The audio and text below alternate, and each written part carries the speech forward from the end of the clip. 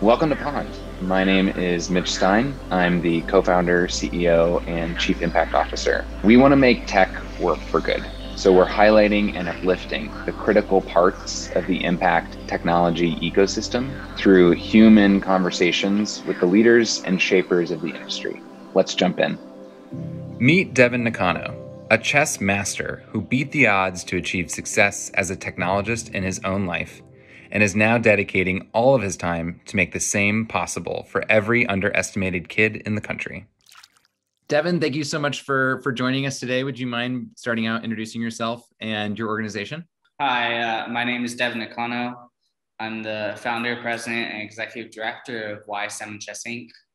We're a nonprofit that teaches underserved children chess, math, and computer science to empower them to pursue STEM degrees and STEM professions using professionals to support. There's got to be a good story behind starting out the organization. So I'd love to just hear, what experiences moved you to found this organization? A bunch of different experiences. I have Asperger's, something called a visual processing and motor functions disorder, which pretty much sounds exactly what it is I have issues with interacting, coordinating with the world. When I was diagnosed, I was deaf. I had really bad ADHD to the point where really I don't remember anything before kindergarten that I started at 7. Everything else is kind of just like a black hole. And when I was diagnosed, the doctors told my parents the prospect of me leading a successful life was going to be slim to none. Despite that, my mom didn't believe them. And I was placed into a disabled pre-K program. And within a few years, it became apparent that I was very bright. I had a good memory. And then I was then moved into a Gates elementary school, middle school, high school, where I graduated close to the top of my class and got a scholarship to college. Eventually earned a master's degree in engineering and cybersecurity. And I was finishing graduate school. I read a great book called The Hillbilly Elegy, written by J.D. Vance, who's a Princeton educated lawyer who grew up in the Rust Belt. And it talks about his difficulties growing up, living in systemic poverty. And I took that book really as inspiration. And I thought of an idea is if I can get the kids to graduate with a STEM degree, can that break the cycle of poverty within one generation? And then the question became yes. And then how do I get them there? It's like, well, I'll just design a program that I followed. My family didn't really have a whole lot of money, but I was very bright. My dad taught me how to play chess when I was about 12. And I got really good really quickly, but my family didn't have the resources to help me on that journey. We didn't have internet until I was in high school, and the local libraries and other resources and chess clubs were too far away for me to be using. So like it kind of like fell off the wayside of something that I was interested, something that I played regularly when there was someone who was interested in playing and wanted to compete against someone who was just as good as them or if not better. I was always good at mathematics. And then I found computer science and cybersecurity in college. So I built this program to mirror my journey of chess, math, computer science, mentoring, and then adding in internet and computers, because I knew from experience and from talking to my students that they're really a luxury item for families. If you can't afford to basic necessities, internet and computers really falls off the line of what's needed and what is not. Right. And I pitched this idea to my graduate advisor, and I told him, it's like, I have a bunch of experience in tutoring. I've worked for private companies and schools and colleges, and like I've been doing this for a while for middle class families and above. And why not just build a program that's completely free to underserved children if they qualify for free and reduced lunch, or they're immigrants, or they're refugees, or they're low income. And then let's see what happens. And I built kind of like a rough idea, and I pitched this to my graduate advisor. It's like, that's a really good idea, Devin. You should take that seriously. And it's like, yeah, really. It's like I get pitched like almost weekly. Like that's one of the best ideas I heard in a while. You don't need to join the military, which was what I was planning on doing. I was planning on going and serving in a cyber unit for 4 years and have them pay for my PhD or get a paying job at a big tech company. It's like, no, you don't need to do any of those things. You need to pursue this. This is something that will change a lot of people's lives. And that was 4 years ago. Amazing. And so I guess it's great to hear how Why STEM and Chess was born and that original vision you had. 4 years later, what do you think has been the biggest change or evolution from that vision to where you are now? It really is just how hard it was going to be.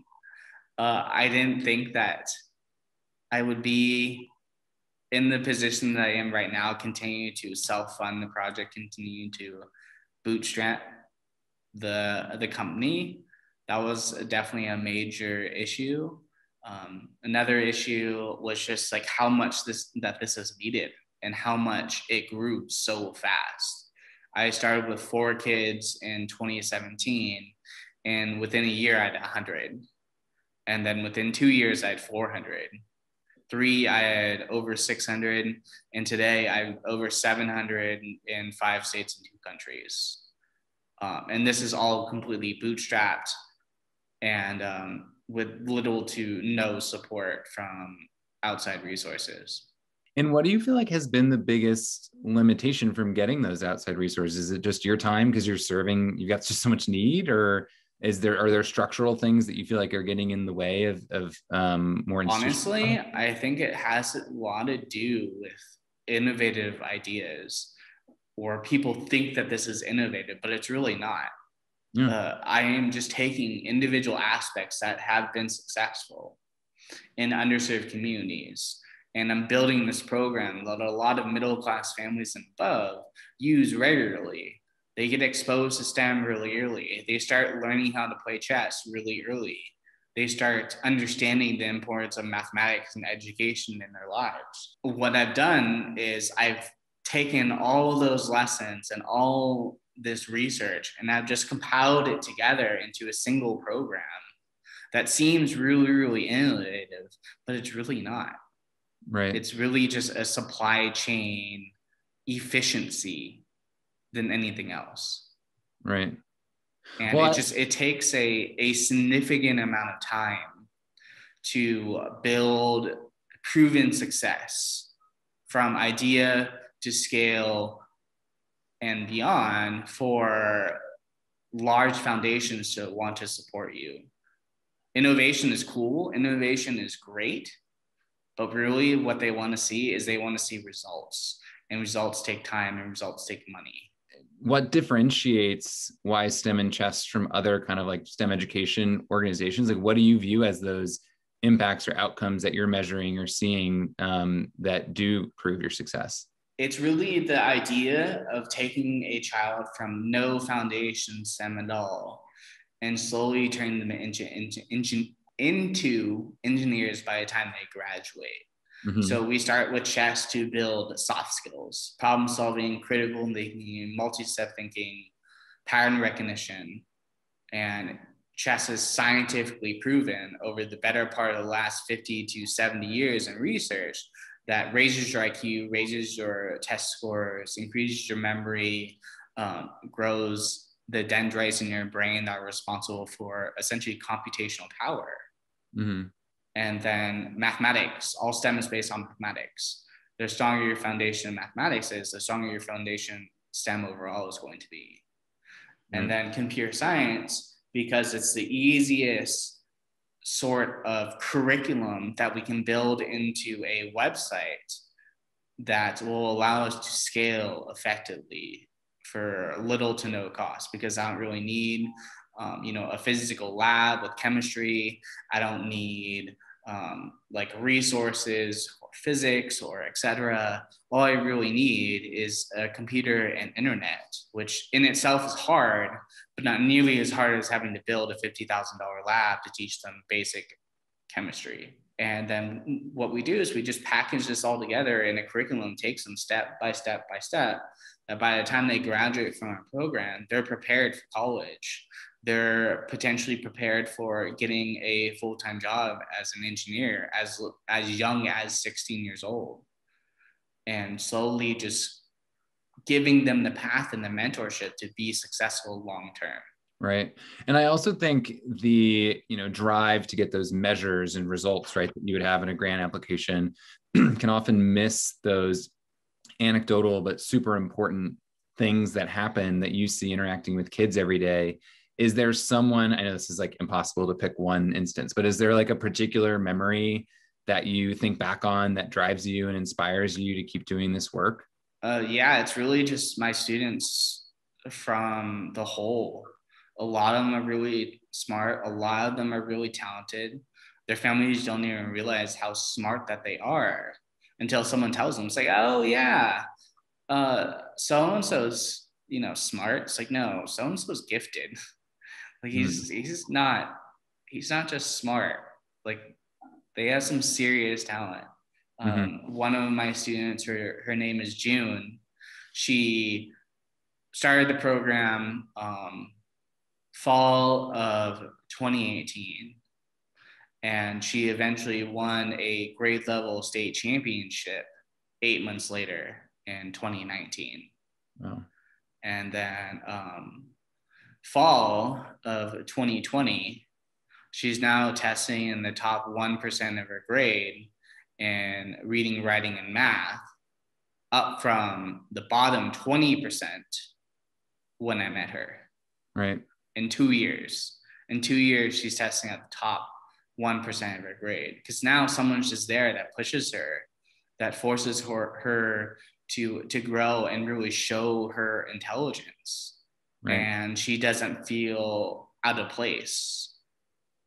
She doesn't feel pressured not to show her intelligence, because many of her classmates don't have that power. Right. And we're slowly starting to build up our ability to reach, so that we can help more students, that we can reach more students to help them discover that they have this hidden talent, that is okay to be intelligent, that is okay to succeed, that is okay to work hard. Okay. And also doesn't need to be that complicated, right? I think that what I'm hearing from your own life experience is you didn't have much, but you had people telling you, that you were worthy and that you were smart, and gave, the simple thing like playing a game of chess to show you that. And now you're able to use some basic technology to scale that. I think is so cool. Precisely. Yeah. My family valued education and hard work, and really broadening your horizons. Those ideas, despite the fact that we didn't have a great deal of money, and my family were teachers and farmers. That was preached in our household from a very, very early age, is do well in school, work hard, read, listen, engage with anything and everything that you may be interested in. It doesn't really matter. Just do it. On my family bookshelf, like I had books on philosophy and Eastern religion and psychology and mathematics and physics and how-to guides for doing stuff around the house. Like my bookshelf reminded you of a library, a very small library, but a library none the same. No, yeah, I think that's great. And it seems like, when you talk about it's tough getting institutional funding and they don't look for the same things, it reminds me, it feels like you're playing a game of chess, right? Where you know exactly what you need to do. You're in the middle of it. You're moving the pawns around the board, and you know why.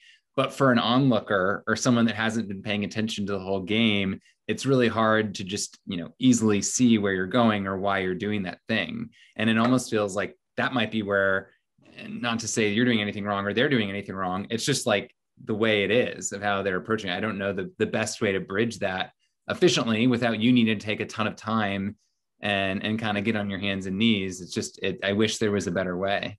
Yeah, no, there really isn't. It's just keep on grinding, and hopefully one of the grant applications will be following through. And if I can get in a room, I can close. Mm-hmm. There's no denying that I don't have passion for this, that this isn't my purpose, but getting in the room is the hardest part. I guess with now that you've been so on the front lines of a grassroots nonprofit and experienced these funding challenges, if you could wave a magic wand so that you didn't have to wait for that moment and something could more structurally change, what would you change about the sector?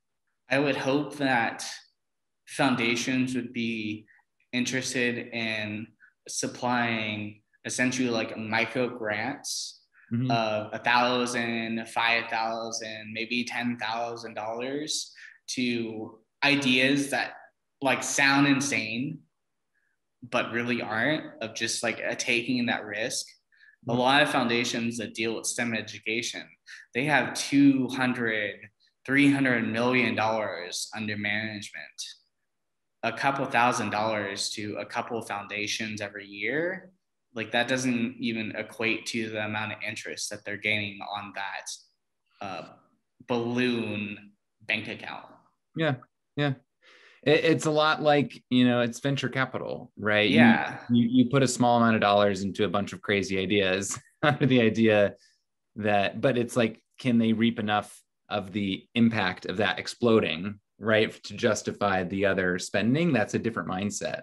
Yeah, I wish it was a lot like a venture capital, where people are just looking for that next big thing that sounds insane but really isn't. People just don't know what they need until they have it.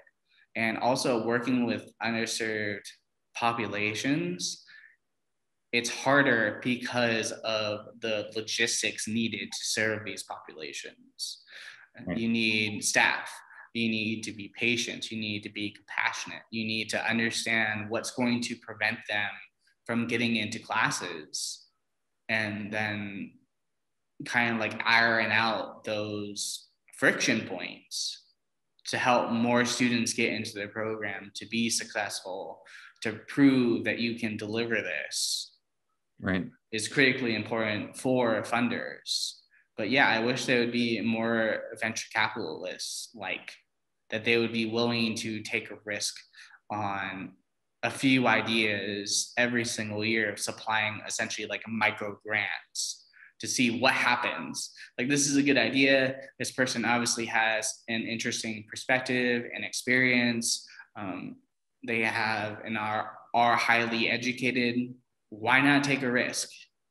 Yeah, it's trust philanthropy. Just kind of doing it along kind of a venture capital portfolio mindset, which is, because like you just said, it's underserved communities. They're underserved for a reason. They're getting left behind by the current systems and old processes. So you can't like apply the same processes and systems to fix the things that already couldn't address. You're going to, wind up in the same place. Exactly.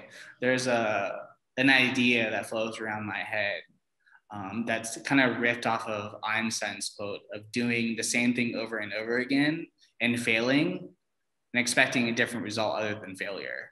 Right. How we're applying STEM education and scaling STEM education is not working, and has not been working for decades, because we still have the same problem. Yep. This idea of, short period, short scale STEM camps for a day, a week, a month is relatively pointless. You're going to excite the kids about STEM, and the kids that are actually interested in it, what do they do after that camp is over? Right. They have these skill sets, they have this interest.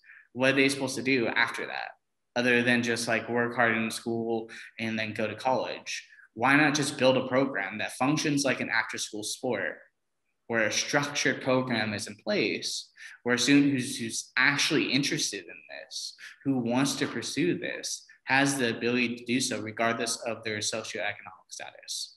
I know that you've talked about bootstrapping and how you've had to rely on so much volunteer support, which has been amazing. How many people you've been able to galvanize around your passions. Kudos to you. How do you manage such a big volunteer force? How do you keep them engaged, accountable? Any tips for others that are trying to ramp up their own volunteer engagement? It's learning and failing, really. Volunteers are essentially divided into groups of 4 to 5 with a product leader, product manager, depending on what area of the business that they're working on. And the product leader helps recruit the staff, manages the staff. And if they're not delivering, then find someone who will. And some people, they either want it and do it, or some volunteers don't want to put in the hard work and are so focused on doing things that ultimately fail long term. If you're showing that you can deliver something, whatever sector of the economy that you're working in, whatever skills that you have, if you can show that you can deliver for a nonprofit and deliver regularly over a period of time, that gives you experience, it gives you confidence, and helps you land a full-time job like many of my interns have. I just actually got an email this morning saying that another one of my interns got a full-time job. Last week, I had a total of 3 interns reach out to me over the week telling me that they got a full-time job, that the opportunities that YSTEM and Chess gave them were principal in giving them confidence and giving them the ability to showcase their skills to employers. I got to take a pause for a second and just tell you how inspiring I find all the stuff that you're saying. I know you say this day in and day out, but just from an outside perspective, I'm really blown away. I just think this is so cool. So sorry, that wasn't part of my questions, but it's totally cool. I get that a lot. I wish more people would see that. I wish more people would donate. I wish more people would write me $1 million so I can show them results. I wish people would write me, tens of millions of dollars to grow this program to every underserved community here in the United States. Wow. There is a recent report published by a think tank that states simply that the lack of investment in minority communities has cost the US economy $17 trillion over the past 20 years. If I could get these resources, I could go into these communities and I can pull out the students that are interested. And it's not only the students that graduate from my program, it's just the students that I'm able to reach, because Chess has shown, and how I've structured my curriculum is they get the benefits of learning how to play chess within the first lesson. They start learning the problem solving, the creative thinking, and the critical thinking, because I don't teach chess like everyone else does. I teach them the basics, and then I slowly correct what they're doing wrong. And I tell them how to think properly. And if you're told enough times, you're going to learn, and you're not going to be doing the same mistakes over and over again. And I know you mentioned a lot about how scalable what you're doing is. And I think that's amazing that you have that foresight in how you plan this whole organization. But maybe for the benefit of folks watching this who may not have the same kind of tech background as you, could you sort of walk through how you strategically use tech in the management and running of your own organization and programs? Really, it's just part of like who I am. My background is in cybersecurity and computer science, and I know how valuable technology that's well built to solve a problem can be. With YSTEM, I knew from pretty much like the very first week of this idea is I needed to build this program online, that I needed to build a structured curriculum where a student can log in from anywhere that has a computer and internet access and work through our curriculum, gain access to a mentor, and just put in the work until they're successful, or until they realize that they don't want to put in the work. They should be given the option regardless of where they live, regardless of who their parents are, regardless of their socioeconomic status, regardless of their color of skin. If you want to work hard and you want to become something greater than you thought possible, why STEM and chess will be there. And using the technology so we're not restricted by having students go to a lesson or mentors go to a lesson, where they can simply just stay where they're at, whether it's at school or going to a library or even going to McDonald's and accessing our curriculum. And then our mentors can stay either at a college campus or at their job or at their home and be able to impact a young child's life and change their life trajectory to the point where they can take care of what they wish to pursue with enough time. Yeah, I mean, going back to what you said about the lost economic value, I mean, impact is not just about like warm and fuzzies, right? It is a bigger value driver than, you know, how we currently gear investing to think about profits. You know, talking about the venture capital mindset is there is a societal significant economic benefit from that impact that's exponential. It's really unfathomable how much our humanity will advance with the benefit of STEM and chess, not only from a GDP money kind of mindset. It's the scientific knowledge and the products that my students will create over the 100 years that will create benefits for everyone in the world going forwards. When you're coming from a different background, when you're coming from a different perspective, it's easy to find solutions because you have that experience. When everyone's coming from the same background, when everyone's coming from the same economic status, socioeconomic status, then the problems that they're solving and the solutions that they are providing are largely the same. When you have an inclusive background from a variety of different circumstances, you have an inclusive supply of ideas to solve the problems that we face today. Clean tech, colonizing the solar system, AI systems, food production, storage, battery technology. These are the technologies that my students will produce over the next 100 years. I have no doubt.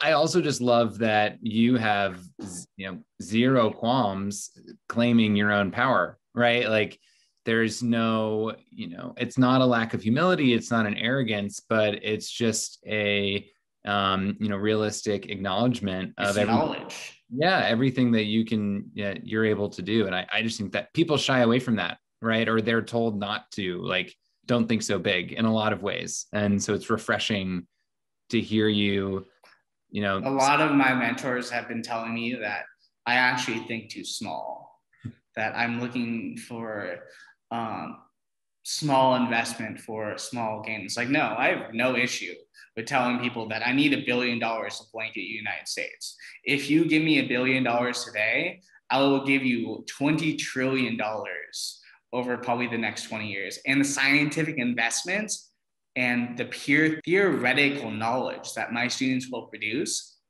will more than pay for that investment, because it's not that hard to see. If you actually do the research and you look at the numbers and you understand the benefits of science over the past 200 years, whether it be like the steam engine, railroad systems, the computer, biotechnology, AI systems, like it's there.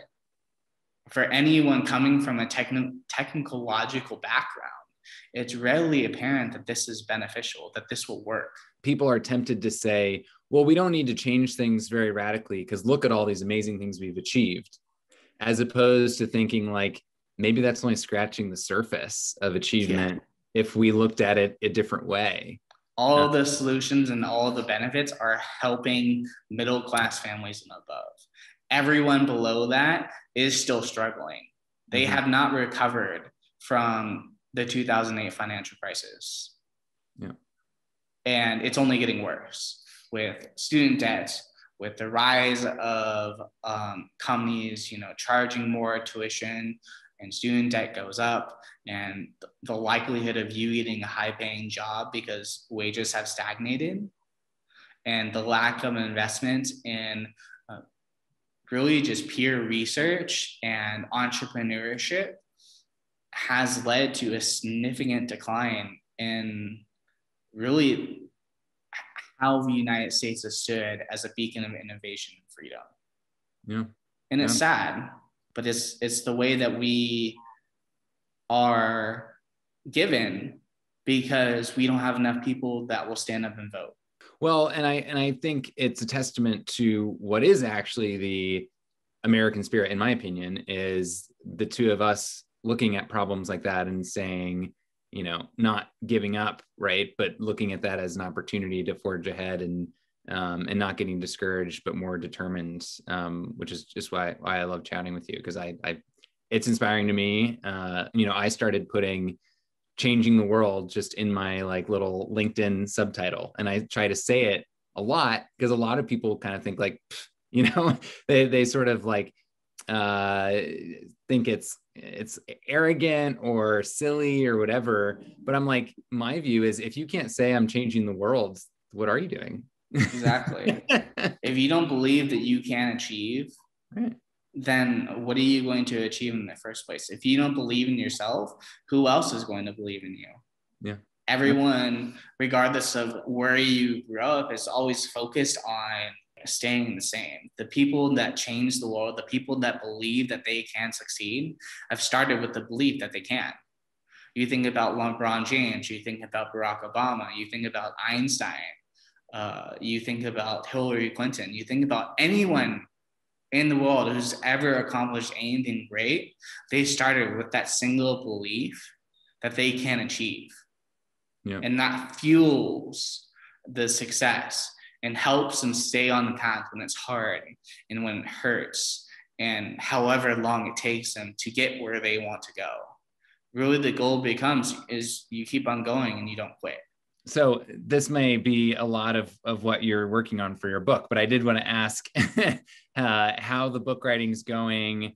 If you could share maybe like a chapter or a takeaway that you think is particularly powerful, and I thought we could end there.